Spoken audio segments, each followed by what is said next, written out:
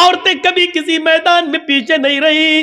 ہاں بعض عورتیں تو ایسی بھی تھیں جو اللہ کے نبی کے پاس آ کر کہتی تھی اے اللہ کے نبی قیامت کے دن یہ مرد جنت میں پہلے جائیں گے, ہم بعد میں, اس لیے کہ آپ نے جہاد کا حکم دیا ہے. یہ مرد بڑھ چڑھ کر حصہ لیتے ہیں, یہ جہاد میں جاتے ہیں, پھر اللہ کی راہ میں قتل کر دیے جاتے ہیں, یہ شہید ہوتے ہیں اور شہید کا درجہ بہت اونچا ہے. اے اللہ کے رسول ہمیں بھی اجازت دیجئے کہ ہم میدان جنگ میں جائیں, ہم بھی لڑیں اور قتل ہو جائیں اور اللہ مجھے جنت میں جانے کا حکم نافذ فرمائے. عورتوں کا جذبہ دیکھو, عورتیں آتی اور اجازت مانگ رہی ہیں, لیکن اللہ کے نبی صلی اللہ علیہ وسلم فرماتے ہیں عورتوں تمہیں جنگ میں جہاد کی اجازت نہیں دی جائے گی, تم اپنے گھروں میں رہ کر اپنے شوہروں کی خدمت کرو, اپنے بچوں کو پال پوس کر بڑا کرو, تمہیں وہی ثواب دیا جائے گا جو ان مردوں کو, ان صحابہ کو جہاد کا دیا جا رہا ہے. اندازہ لگائیے عورتیں کبھی کسی میدان میں پیچھے نہیں رہی ہیں. کہاں ہیں عورتیں پیچھے؟ کبھی نظر ڈال کے دیکھو اسلامی تاریخ پر, عورتیں کبھی پیچھے نہیں رہی ہیں, کسی بھی میدان میں پیچھے نہیں رہی ہیں. اس عورت کو دیکھو, اس عورت کو دیکھو جو اپنے چھوٹے چھوٹے بچوں سے کہتی ہے, ایک بچے کی عمر 7 سال اور ایک بچے کی عمر 9 سال, کہتی ہے میرے بیٹو یہ جو سامنے کھڑا ہے یہ ابو جہل ہے, یہ تمہارے نبی جناب محمد رسول اللہ کو گالیاں دیتا ہے. غور کرو کہ وہ دونوں بچے ایک اونچے ٹیلے پہ چڑھ جاتے ہیں اور ایک بچہ تلوار لے کر پیچھے کھڑا ہو جاتا ہے. ایک کا نام ہے معاذ اور ایک کا نام ہے معوذ. ایک کی عمر ہے 7 سال اور ایک کی عمر ہے 9 سال. ایک بچہ پہاڑی پہ چڑھا ہے, ایک بچہ تلوار پیچھے چھپائے ہوئے کھڑا ہے زمین پر. جیسے ابو جہل گھوڑا دوڑاتے ہوئے آتا ہے, اوپر والے بچے نے دیکھا کہ بالکل قریب آ گیا ہے, باز کی طرح جھپٹا اوپر سے چھلانگ لگاتا ہے اور ابو جہل کے گھوڑے پر گر کر ابو جہل کو نیچے گرا دیتا ہے. جیسے ابو جہل کو نیچے گراتا ہے 9 سال کا بچہ اس کی گردن پر تلوار مارتا ہے اور ابو جہل کی گردن کو کاٹ دیتا ہے. میرے بھائیو پوری گردن الگ نہیں کرتا ہے اور پیٹ پر وار کرتا ہے, گردن پہ تلوار چلاتا ہے. ابو جہل بالکل مرنے کے قریب ہے. معاذ کہتا ہے کہ ابو جہل کو میں نے قتل کیا, معوذ کہتا ہے کہ اس کو میں نے مارا. وہاں چند صحابہ کھڑے تھے, کہہ رہے ہیں کہ کیوں لڑتے ہو, تم نے کود کر اس کو گرایا, اس نے تلوار چلائی, اگر تم نے نہ گرایا ہوتا تو یہ کیسے مارتا, لہٰذا تم دونوں نے اس کے مارنے میں مدد کی ہے, لہٰذا تم دونوں نے مارا ہے. کیوں لڑتے ہو بھائی بھائی آپس میں کیوں لڑتے ہو؟ افرا تیری قسمت کا کیا کہنا, افرا تیری قسمت کا کیا کہنا, افرا تیری قسمت کا کیا کہنا. تو نے بچے بھی پیدا کیے تو اتنے بہادر کہ جب تک قیامت نہ آ جائے ان بچوں کی بہادری کو لوگ سلام کرتے رہیں گے. غور کیجئے, یہ ان بہادر بچوں کو جنم دینے والی ایک عورت تھی. ماں ایک باپ دو, ایک باپ سے ایک بچہ پیدا ہوا, باپ کا انتقال ہو گیا, ماں نے عدت گزاری, پھر دوسری شادی کی, دوسرے باپ سے دوسرا بچہ پیدا ہوا. لیکن ان دونوں بھائیوں کی محبت دیکھو, ایک کی عمر 7 ایک کی عمر 9 سال. افرا تیری قسمت کا کیا کہنا, تو نے بچے بھی جنے تو اتنے بہادر. ابو جہل قریش کے سردار کا قتل کیا تو عمر نے نہیں کیا, حمزہ نے نہیں کیا, علی نے نہیں کیا, ان بہادروں کے ہاتھوں نہیں مارا گیا. مارا بھی گیا ابو جہل تو ان چھوٹے چھوٹے معصوم بچوں کے ہاتھوں. اس لیے مرتے وقت وہ کہہ رہا تھا میری بدقسمتی کتنی ہے, میری بدقسمتی دیکھو, میں قریش کا جتنا بہادر سردار ہوں مارا بھی جا رہا ہوں تو ان چھوٹے چھوٹے معصوم بچوں کے ہاتھوں. محمد نے ان بچوں کو اتنا بہادر بنا دیا تو جوانوں کا حال کیا ہوگا. میرے بھائیوں ان بہادر بچوں کو جنم دینے والی بھی ایک عورت تھی. عورت کے کارناموں کو کبھی بھلایا نہیں جا سکتا ہے.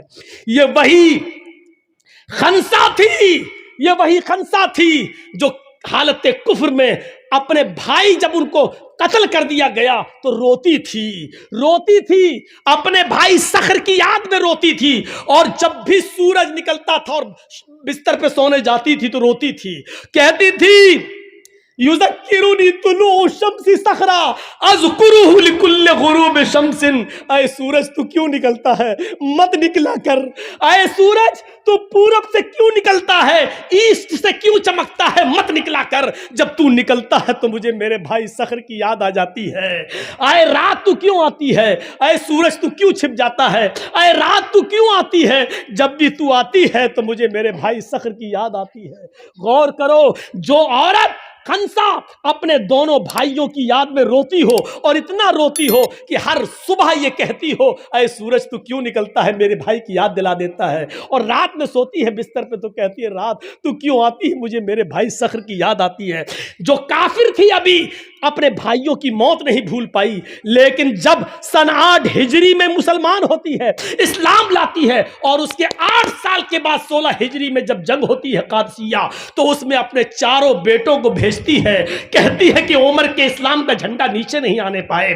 اے میرے بیٹو, جس طریقے سے تمہاری ماں ایک ہے, اسی طریقے سے تمہارا باپ بھی ایک ہے. اللہ کی قسم میں نے تمہارے باپ کی امانت میں خیانت نہیں کی ہے, یعنی میں نے کسی دوسرے مرد کا چہرہ نہیں دیکھا ہے. اے میرے بیٹو, اس دنیا میں نہیں تو جنت میں ہم تمہارا انتظار کریں گے. جھنڈا نیچے نہیں گرنا چاہیے. چاروں بیٹوں کو میدان جنگ میں بھیج دیا, اور ایک ایک کر کے چاروں بیٹے قادسیہ کی جنگ میں شہید کر دیے گئے. ایک شخص آتا ہے اور کہتا ہے اے خنسا, تیرے چاروں بیٹے میدان جنگ میں قتل کر دیے گئے, شہید کر دیے گئے. وہی چاروں بیٹے کہتے کہ بڑھاپے میں بیٹے ہی سہارا ہوتے اور آسرا ہوتے ہیں. ان چاروں بیٹوں کو کہ انتقال کی اور ان کی شہادت کی خبر سنتی ہے, جو اپنے بھائی کی موت کو نہیں بھلا سکی حالت کفر میں, جو اپنے بھائیوں کی موت کو روزانہ یاد کرتی تھی, لیکن آج جب وہ 4 بیٹوں کی شہادت کی خبر سنتی ہے تو آسمان پہ نظریں ڈالتی ہے اور کہتی ہے الحمدللہ الذی شرفنی بقتلہم. تمام تعریفیں اس اللہ کے لیے ہے جس نے مجھے میرے بیٹوں کی شہادت سے مجھے سرفراز کیا ہے, مجھے میرے بیٹوں کی شہادت سے مجھے خوش کیا ہے. اپنے چاروں بیٹوں کی بہادری کی موت پر, ان کی شہادت پر ہنستی ہے, مسکراتی ہے. ان بچوں کی شہادت پر خوش ہونے والی بھی ایک عورت ہے. اگر عورت شیطان کا جال ہے, جب وہ مردوں کے لیے فتنہ بن جائے تو شیطان کا جال ہے, لیکن جب وہ عورت اپنے بچوں کے اندر ایسی بہادری اور جرأت پیدا کر دے تو ایک شیرنی ہے, وہ بہادر ہے, ایمان کی دولت اس کے اندر آ جاتی ہے. تو میرے بھائیوں, یہ ایک عورت ہی ہے جس نے اپنے بیٹوں کی شہادت پر فخر محسوس کیا ہے. ان بہادر بچوں کو پیدا کرنے والی بھی ایک عورت ہے. اس عورت کو دیکھو, دیناریہ, جس کا باپ میدان جنگ میں قتل کر دیا گیا, جس کا بھائی بھی ہے احد کے میدان میں شہید کر دیا گیا, جس کا بیٹا, باپ, بھائی سب میدان جنگ میں اور شوہر میدان جنگ میں قتل کر دیے گئے. ایک ایک آتا گیا اور کہتا گیا تیرا باپ میدان جنگ میں قتل ہو گیا, تیرا بھائی میدان جنگ میں قتل ہو گیا, تیرا بیٹا میدان جنگ میں قتل ہو گیا, اور لاسٹ میں کہا کہ تیرا شوہر بھی میدان جنگ میں قتل ہو گیا. چیخ کر کہتی ہے کہ مجھے میرے شوہر کے بارے میں مت بتاؤ, مجھے یہ بتاؤ کہ عائشہ کا شوہر کیسا ہے, مجھے یہ بتاؤ, مجھے میرے باپ کے بارے میں مت بتاؤ, مجھے یہ بتاؤ کہ فاطمہ کا باپ کیسا ہے. جب چاروں شہادتیں ہو گئیں تو نظریں آسمان پہ ڈال کے کہتی ہے الہ العالمین, جو کچھ تھا تیری راہ میں قربان کر دیا. کل جب تو ان کو جنت میں داخل کرے تو میں نے بھی بہت کچھ کھویا ہے, اللہ ان کے ساتھ مجھے بھی جنت دے دینا, کیونکہ میں نے بھی بہت کچھ کھویا ہے. اپنے شوہر, اپنے باپ, اپنے بھائی اور بیٹے, ان کی شہادت پر گھبراتی نہیں ہے, اور یہ کہہ رہی ہے کہ محمد صلی اللہ علیہ وسلم کیسے ہیں. جواب دیا الحمدللہ, ان کو کچھ نہیں ہوا. کہ نہیں, مجھے چل کے دکھا. جب میرے باپ کو کچھ نہیں, میرا باپ شہید, میرا بیٹا شہید, میرا بھائی شہید, میرا شوہر شہید, اور تو کہہ رہا نبی کو کچھ نہیں ہوا, مجھے شکل دکھا. اس نوجوان نے کہا ماں آ میرے گھوڑے پر بیٹھ. اس نے گھوڑے پہ بٹھایا, خیمے پہ لے گیا, اور اس نے پردہ ہٹایا. دیکھ محمد رسول اللہ ٹھیک ہے. اس نے اس چاند سے چہرے کو دیکھا, جس چہرے کو دیکھ کر کبھی حسان ابن ثابت نے کہا تھا وَأَحْسَنَ مِنْكَ لَمْ تَرَ قَطُّ عَيْنِي وَأَجْمَلَ مِنْكَ لَمْ تَلِدِ النِّسَاء.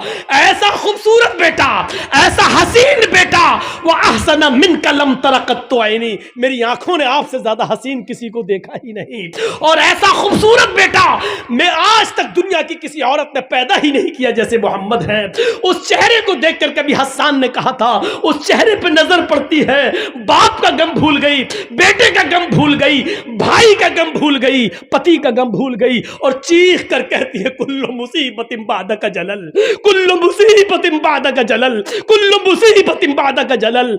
आज मेरी सारी मुसीबतें दूर हो गई मोहम्मद, तेरा चेहरा देखकर। मैं बाप का गम भूल गई, मैं शौहर का गम भूल गई, मैं भाई का गम भूल गई, मैं सबका गम भूल गई। ये औरत भी थी, ये औरत, मेरी माँ बहनों, इन औरतों पर दुनिया फख्र कर रही है। तुम्हारे नंगेपन और बेहुदापन पे कौन फख्र करेगा? ये मजाक उड़ता रहेगा, एहतिजाज होते रहेंगे और जुलूस होते रहेंगे, ये सब अपना काम होता रहेगा। अब जिंदगी चंद दिनों की रह गई है, कुछ बनकर दिखा दो, कुछ साबित करके दिखा दो। अगर दुश्मन हिजाब को उतरवाने के चक्कर में पीछे पड़े हुए हैं, तुम अपने अमल से हिजाब की हिफाजत करके दिखा दो, तब तो माना जाएगा कि तुम इस्लाम की शेरनी हो, इस्लाम के मुताबिक अपनी जिंदगी गुजारना चाह रही हो। मैं तो कहना चाहता हूं कि जब जब दुश्मन हमारे किसी अमल पर कीचड़ उछाले, हमें उस अमल में आगे बढ़ जाना चाहिए, हमें उस अमल को और करके मजबूती के साथ दिखाना चाहिए कि हम अमल के किरदार के नमूने में आए और हमारा अमल देखकर दुनिया खुद ब खुद मजबूर होती जाए कि इनको समझाना बेकार है, ये लोग दीन से समझौता नहीं कर सकते हैं, ये लोग इस्लाम के साथ कंप्रोमाइज नहीं कर सकते हैं। मेरी माँ बहनों, जितना हिजाब का मजाक उड़ाया जाए उतना ही तुम हिजाब करके दिखा दो, ताकि दुश्मन ये कहने पर मजबूर हो जाए कि हमने बेकार हिजाब का मसला उठाया। अभी तो हम चंद लड़कियों से हिजाब उतरवाना चाहते थे, अब तो पूरी मुस्लिम कम्युनिटी हिजाब के अंदर आ गई। तो ये चीज आएगी तो तुम्हारी हिफाजत भी होगी और दुश्मन भी समझने पर मजबूर हो जाएगा कि अब इनसे झगड़ना अच्छा नहीं है, अब इनके मुंह लगना अच्छा नहीं है।